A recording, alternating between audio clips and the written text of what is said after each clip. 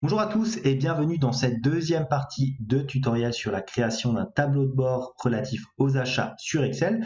Nous allons dans cette vidéo traiter de la mise en place et l'automatisation de nos différentes formules de calcul. Mais tout d'abord, et comme à chaque fois, si vous souhaitez aller plus loin dans les explications, je vous invite à cliquer sur les liens de formation dans la description. Et si vous ne souhaitez pas rater mes vidéos sur la comptabilité, la finance et l'utilisation des outils tels qu'Excel dans le monde de l'entreprise, n'hésitez pas à vous abonner à la chaîne. De plus, pour ceux qui souhaiteraient uniquement acquérir le fichier sans passer par le tutoriel vidéo, sachez que tous les documents sont disponibles en illimité et dans leur version finalisée pour mes contributeurs Patreon, plateforme dont vous trouverez le lien en description.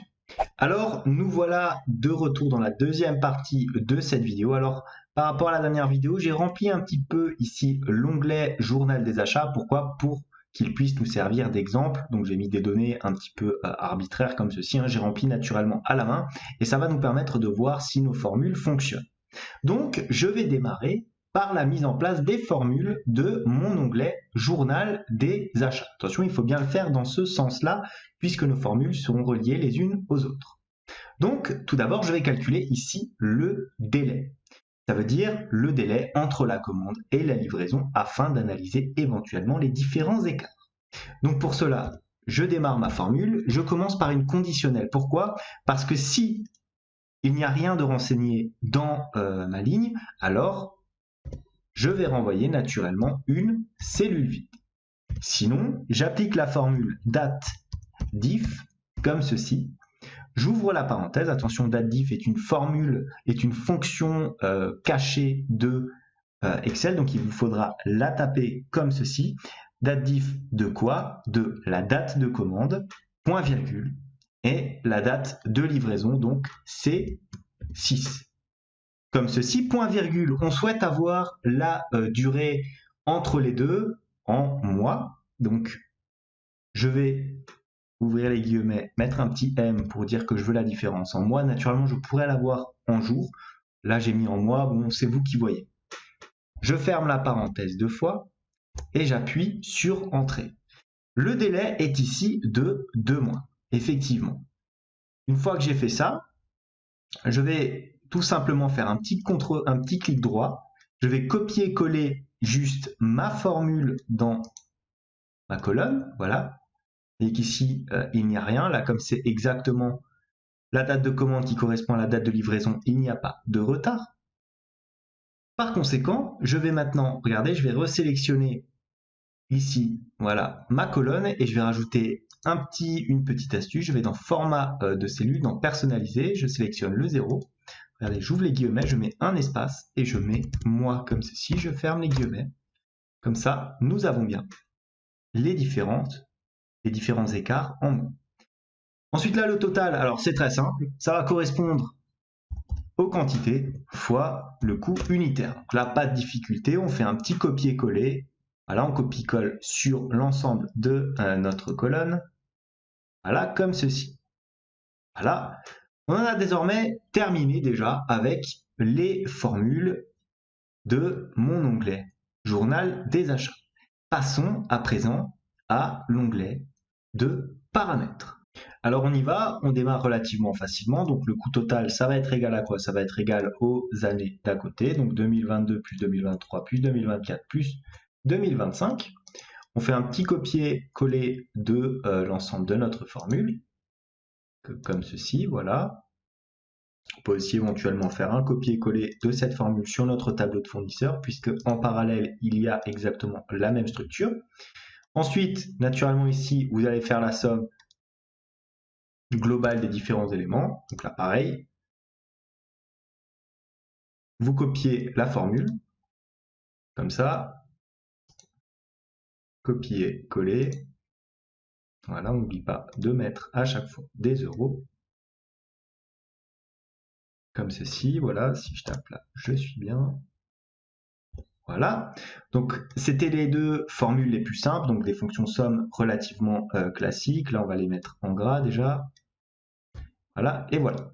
Maintenant, le but du jeu, ça va être de faire apparaître ici dans les différentes années, 2022, 2023, 2024, 2025, les différentes dépenses correspondantes en fonction des différents produits ici, mais aussi des différents fournisseurs ici. Donc, nous allons utiliser notre fonction de SUMPROD. Alors, on y va. Est égal SUMPROD, comme ceci, j'ouvre ma parenthèse. J'ouvre ma parenthèse deux fois, SUMPROD de quoi? De année, comme ceci. J'ouvre ma parenthèse, je vais dans mon journal des achats.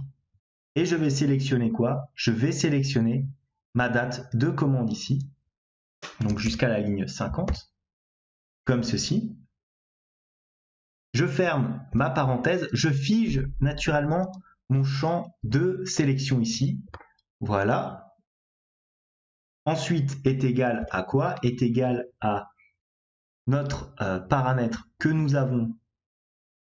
Alors, on est sur du D, si je ne me trompe pas. Donc, on est ici, voilà, paramètre D2. Je ne vais figer ici que la ligne. Voilà. Pourquoi? Parce que je souhaite pouvoir tirer ma formule et pas la réécrire plusieurs fois. Une fois que j'ai fait ça, je ferme ma parenthèse et j'ai fini la première partie de ma fonction.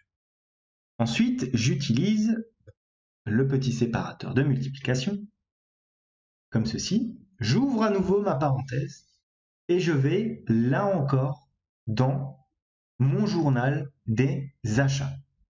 Et qu'est-ce que je fais? Je vais sélectionner ma colonne ici de produits, donc là pareil, jusqu'à la ligne 50, comme ceci. Je vais figer là encore cette sélection en appuyant sur F4 et encore F4. Voilà. Une fois que j'ai fait ça, je fais égal. Égal à quoi? Est égal cette fois-ci à mon paramètre B3 ici. Donc là, je vais par contre figer uniquement la lettre, comme ceci. Voilà, on fait bien attention quand on écrit cette formule-là, de ne pas se tromper dans la syntaxe. C'est pour ça que j'y vais relativement doucement. Ensuite, pareil, j'utilise mon séparateur des milliers, mon multiplicateur, pardon, et je vais sélectionner la plage que je souhaite additionner en fonction de ces deux différentes conditions. Donc pour cela, je retourne dans mon onglet des achats. Et cette fois-ci, je prends ma colonne I, ici, qui correspond donc à mon total. Pareil, jusqu'à la ligne 50, comme ceci. Je fige mes cellules, comme ça, et comme ça. Je ferme ma parenthèse encore une fois normalement, voilà. Et je regarde bien encore une dernière fois si j'ai bien figé les différents éléments, parce qu'attention, on ne va pas avoir à la réécrire plusieurs fois. J'appuie sur Entrée, et voilà, 2920 pour 2022 pour mon produit numéro 1. Donc, on va regarder, bon, naturellement, il n'y a que du 2022, et on va regarder le produit numéro 1, j'en ai pour... Alors là, j'en ai 3.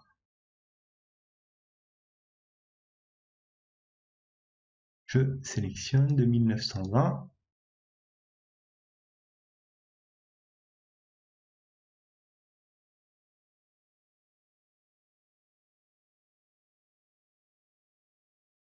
Ici, ici, là. On vérifie bien que la somme fasse 2920. Donc ma fonction est parfaite, elle fonctionne, donc tout est bien. On peut la recopier normalement sur les différentes années, comme ceci, voilà, et comme cela. Voilà. Je propose éventuellement de ne pas la mettre en gras, puisqu'on a déjà le titre en gras. On va plutôt mettre les éléments en italique. Une fois qu'on a fait ça, maintenant, on va s'attaquer à notre deuxième grosse fonction. Alors là, on va prendre exactement la même syntaxe. Donc, je repars, SUMPROD. On refait tout pareil qu'avant. On ouvre la parenthèse deux fois. SUMPROD de quoi? De l'année. J'ouvre la parenthèse. Année, là encore, je vais dans mon journal des achats. Je prends les commandes. Voilà. Est égal à quoi? À notre paramètre. Attendez, je vais figer déjà ma cellule ici. Voilà, voilà. Notre paramètre ici, K2. Je ne vais figer là encore que la ligne.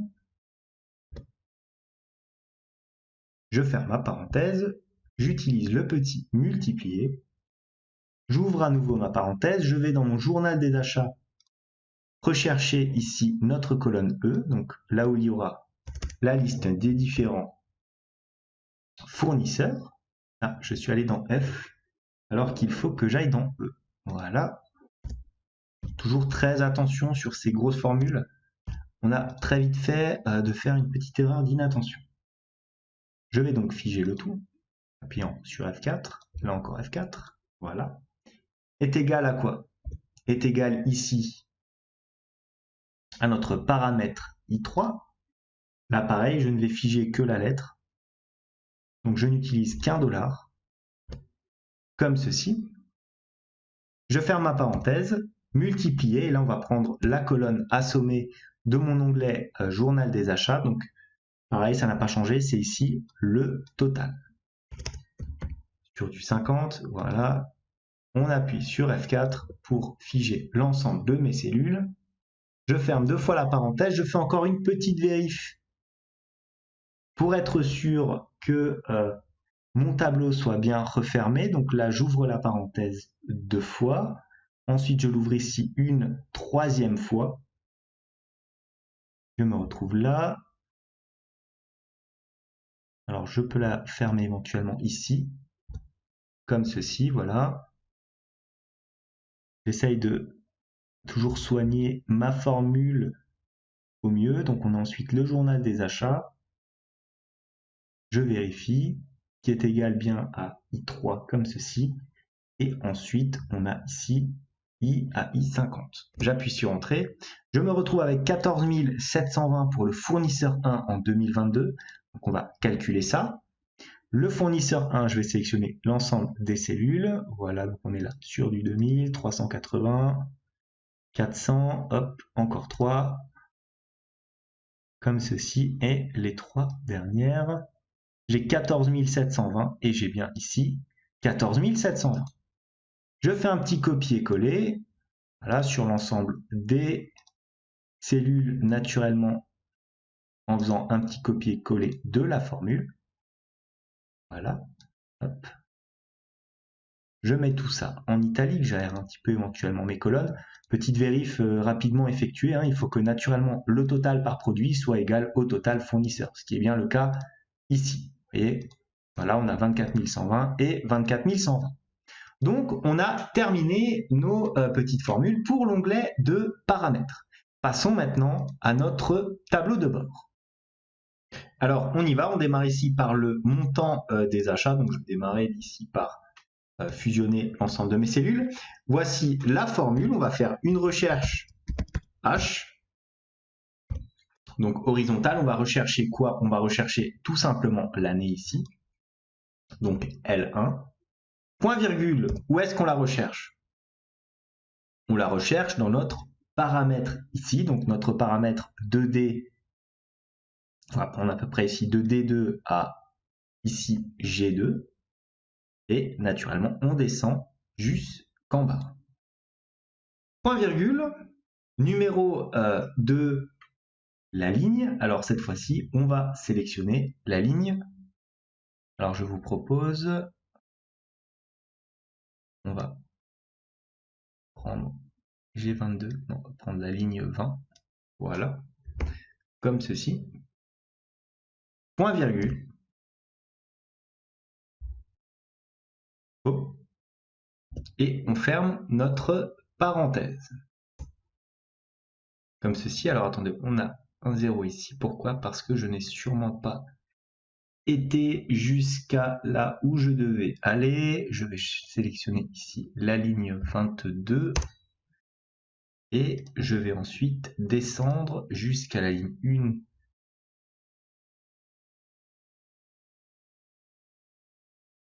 Jusqu'à la ligne 21. Voilà, donc on n'est pas sur du 20 ici, on est sur du 21, comme ceci. Donc on est à 24 120 €. Je centre le tout, j'augmente la taille de ma police. Naturellement, je mets tout ça en euros. Alors là, pour ne pas le laisser ici ajusté à droite, on va dans format monétaire, comme ça, avec 2 chiffres après la virgule, histoire qu'il se place bien au centre de l'encart prévu à cet effet. Voilà, on peut mettre éventuellement sur cette police-là. Voilà. Maintenant, on va passer à notre deuxième cellule de formule qui va donc concerner le nombre de commandes. Alors là, c'est un petit peu plus compliqué. On va de nouveau faire appel à notre fameuse somme prod, comme ceci. On ouvre la parenthèse. On ouvre la parenthèse deux fois. Pourquoi? Parce qu'on devra rechercher l'année de nos commandes. Donc année, on ouvre la parenthèse comme ceci. Je vais dans mon journal des achats, je sélectionne ici la colonne de commandes, voilà, jusqu'à 50. Je peux figer d'ailleurs les cellules, garder toujours le réflexe de figer les plages qui doivent l'être, même si on le fait ici que pour une seule cellule. Pour faire propre, il faudrait le faire à chaque fois. Est égal à quoi? À notre cellule ici, L1. Donc, on va prendre juste L1, voilà. On va faire F4, voilà, histoire de le figer là encore. On ferme notre parenthèse, on multiplie, on réouvre notre parenthèse, et on va choisir la plage à additionner. Donc on retourne dans notre journal des achats, et on sélectionne ici les différentes quantités commandées. Voilà, jusqu'à la ligne 50, là aussi. Et je ferme normalement ma parenthèse deux fois. Je fige ici mes deux petites cellules. Voilà, je refais un petit check sur ma formule, elle devrait fonctionner. Donc on est à 310, je vérifie. Si je prends toute cette colonne-là, je suis bien à 310. Là, pareil, je me replace au centre, j'augmente la police ici. Voilà, je me mets en gras. Alors j'étais sur du 28, je passe aussi sur du 28. Et voilà donc notre deuxième petit calcul. Maintenant, nous allons calculer le délai moyen de livraison. Alors là, pareil, je vais fusionner et centrer, mais pour cette formule, pour me simplifier un petit peu la tâche, je vais aller ici en colonne L et je vais faire, regardez, année. Année de quoi? Année de la commande, comme ceci. Voilà, je vais tirer tout ça vers le bas. Comme ceci, je vais le mettre, alors, je vais même plutôt sélectionner autre chose, je vais mettre si ça est égal à une cellule vide, alors je renvoie une cellule vide, sinon je renvoie l'année. Pourquoi est-ce que je fais ça? Vous allez très vite comprendre, parce que je vais faire une fonction si, voilà, comme ceci. Ensuite, bon, naturellement, on va la placer en blanc, histoire que ça ne se voit pas dans le fichier, voilà. Donc je retourne sur mon tableau de bord ici, et je tape ma formule. Somme.si, j'ouvre ma parenthèse. Qu'est-ce que je vais sommer? Ici.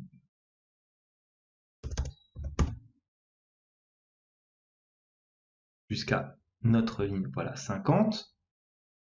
Point virgule, je sélectionne quoi comme critère? L'année, naturellement. Là, je laisse que le L1 ici s'afficher. Point virgule, je vais sommer quoi? Je vais sommer le journal des achats ici, notre colonne D ici, comme ceci. D jusqu'à naturellement 50. Je ferme ma parenthèse et je divise le tout, puisqu'il s'agit d'une moyenne, par somme prod.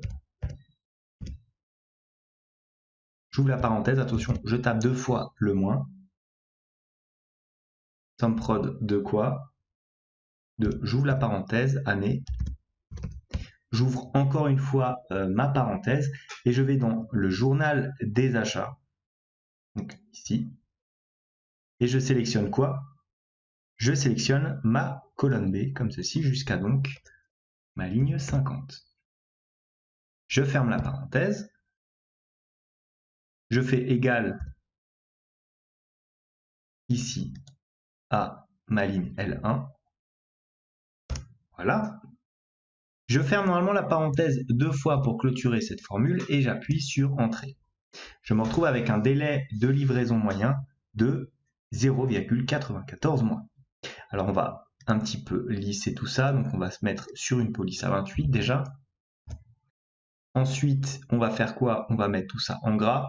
On va naturellement aller dans format de la cellule et au niveau de la personnalisation, On va taper ici mois. On ferme les guillemets, on appuie sur Entrée. Donc voilà, délai moyen de livraison, 1 mois. C'était donc tout pour la partie des formules, relativement dense, hein, mais il faut bien savoir utiliser les SUMPROD qui vous permettent quand même d'intégrer plusieurs arguments dans une seule fonction. J'espère que vous allez digérer tout ça, j'espère que cette vidéo vous a plu. En tout cas, moi, je vous donne rendez-vous dans la troisième et dernière partie de ce tutoriel où, de façon un peu plus légère, nous allons aborder la création des graphiques. À bientôt pour la prochaine vidéo.